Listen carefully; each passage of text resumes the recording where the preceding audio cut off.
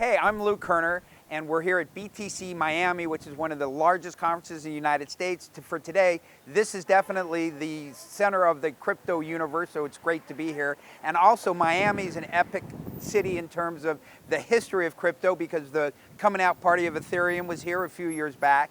And we're here tonight at Bagatelles, an awesome restaurant in South Beach, and we're throwing a meetup. And it's a security token meetup, so we're getting some experts on that space, and we're going to talk about security tokens, and I think we're going to have a pretty great time, so why don't you come in? If you're a consumer and you're not investing in either Ethereum or Bitcoin or some other well-traded high-volume security, you're an idiot. However, if you're a risk taker and you actually like to invest in things which you know absolutely nothing about, try alternative coins. And if you're an insider and you're trading with security tokens, you go to jail. So, that said, if you are going to invest in the stock market on something you're passionate about where you think you have an edge on somebody else, you might. But in the area of crypto, I look at crypto as Gotham City.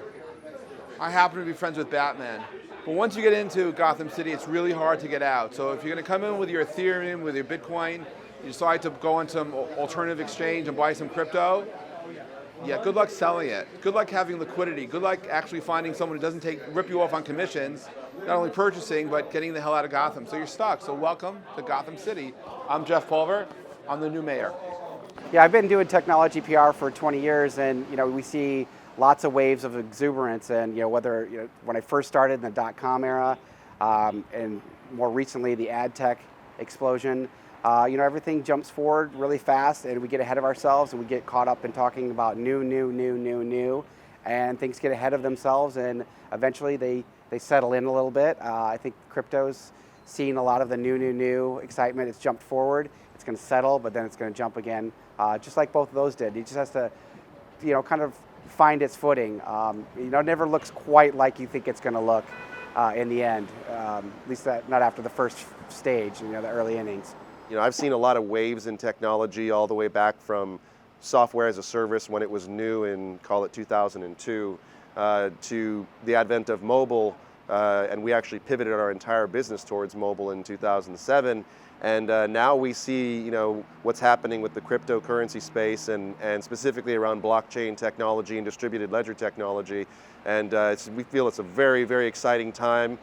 Similar to how the internet boom happened, this is ripe to change the world in many, many ways, and we're excited to be a part of it and continue to ride that wave. Cryptocurrency is basically digital money, and that allows you to digitize money in a decentralized way and replace the traditional fiat money. An ICO is basically a company that issues a token that either represents some utility on the platform or represents some economic interest, if it's a security token, in a project that you can actually buy and provide liquidity to the investors as opposed to the traditional equity investment and startups. A really great analogy that I heard about cryptocurrency is that it's not money, it's the internet of money, right? So if we think about what that means, it's the ability to exchange something. And so an ICO is a token. It's an exchange for something else that's being delivered, whether it's a service token, and that's delivered in different ways. So an ICO, an initial currency offering, is going to have behind it, the purpose of it is to raise money to fund that initiative. The difference between an ICO and a cryptocurrency can be summarized in a couple of key elements. Number one, an ICO is a mechanism by which tokens are generated on top of an existing blockchain, and those tokens are issued to wallets that then hold those tokens. So those tokens exist on top of an existing blockchain. They're not a blockchain in and of themselves. There are many platforms you can do ICOs on. You can do an ICO on Ethereum, you can do an ICO on Neo, you can do an ICO on Stellar, you can do ICO on multiple different platforms. Ethereum is obviously the most popular today in the format of an ERC20 token. Now that's very different from a cryptocurrency in which there are a series of distributed nodes all over the world running what's called a full node, or running the entire stack of the technology with the entirety of the whole chain. And what those full nodes are doing are mining the transactions. And mining is a fancy way of basically saying they're organizing and making sure there's no fraud within the system. So those nodes run all over the world, and when you launch a new cryptocurrency, you're setting up those nodes.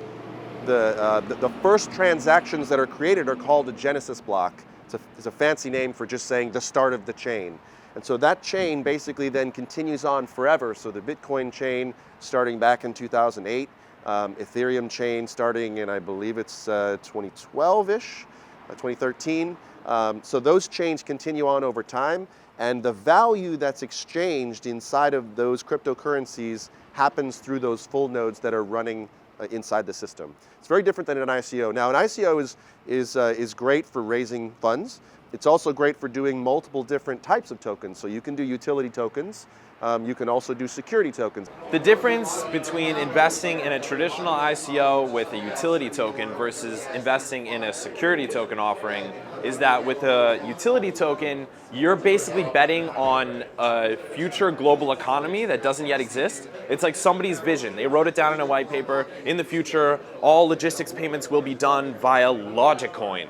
And so you're betting on that future, based on reading that white paper, that Logiccoin will have value sometime in the future. A bunch of other people are betting on that too, which gives it immediate value. That future may or may not come to be realized. When it comes to a security token offering, that is actually backed by a real security. In an ICO terms, you have the ability to track and see the fundamental valuation that you're willing to provide and grant the company, whether that means because you believe in the management, whether it's because of the product or the industry. You have some anchor in which to base your investment beliefs on. From a cryptocurrency perspective, the currency itself doesn't necessarily have any intrinsic value on its own, other than what it is relatively valued as it relates to other currencies. When I think about the success of an ICO, especially when we're dealing with tokenizing of securities, we're talking about real value to token holders. We're talking about people holding securities. So they're holding an equity in a company, they're holding a debt, they're entitled to dividends. So it's all about really long-term and medium-term and short-term. So it's not just about making quick buck like it is in some ICOs. This whole market is maturing. And I think that the whole market is going to move from quick opportunities to make a buck to really serious companies, and that's what we're doing with our company, with our portfolio company Securitize. We're now launching $500 million of security token ICOs, and all of them are real businesses, real technologies, real funds that actually give value to users. You know, if you're investing in a security token offering that is completely SEC compliant and also compliant with all jurisdictions where it sells, then you don't have to worry down the road about all of a sudden you have this big portfolio of cryptocurrency that's now considered legally securities, which comes with all kinds of laws about trading, about issuing, about total number of investors that can hold securities, and you know, we just went through this whole process and learned a ton. When I think of what makes a good ICO to contribute to, I think the thinking is shifting. When it used to be just hype, now I think what's coming out is it's the right team and it's the right set of advisors, and it's, you know, it's really those two factors that I think are really most important. Some people will make comparisons to earlier exuberance and technology.com, AdTech, digital media, those expansions. You know, this is going to have elements of that as well, but what those guys didn't have that the crypto has is they can learn from how that technology exploded and then settled a bit and then exploded again. So that history should be beneficial to this group of entrepreneurs and this next wave of tech entrepreneurs. We've seen this evolution over the last couple of months where we're not diverging away from the VC model as many people have said. ICOs have. We're actually converging on this paradigm where you do a private sale before the network is launched to accredited investors, so that you're not breaking securities law by effectively issuing a security in a pre-sale to not accredited investors. And the follow-on, I think Polymath is going to be one of the companies that first does it, where instead of a public sale, we did an airdrop. We did an airdrop because we believe that creating a community 40,000 people. We have one of the biggest Telegram groups out there. We topped it out at 50,000 max users, and we're distributing some of our tokens to these 40,000 people. We're running through a KYC AML process to make sure that they are real and that we're not breaking any laws by giving value to somebody who shouldn't be getting it. But fundamentally, for us, the creation of a community is much, much more important than trying to just get extra capital, because what we risk in that case is a bunch of whales picking up the public sale, and then we don't have distribution, and then we're getting traded and in the open market without really any control. The potential of Telegram is huge. So my feeling with Telegram is like with everything else, like this is it's mind-blowing. It's beyond. I mean, what's happening is really, it's like the fourth revolution, which is the data revolution that we've all seen, but we didn't quite know how it was going to happen, and it's happening. And it's really exciting to see established companies doing really, really innovative things and getting into a space that's just getting more and more legitimate every single day with these kinds of transactions.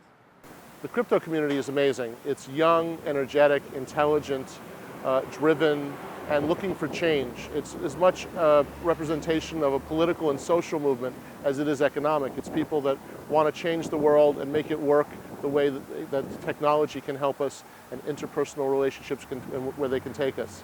So it's really energizing to be in a place like Miami at this Bitcoin conference and see the thousands of people who are focused on creating a better world and finding a way to create an economy that can support the population.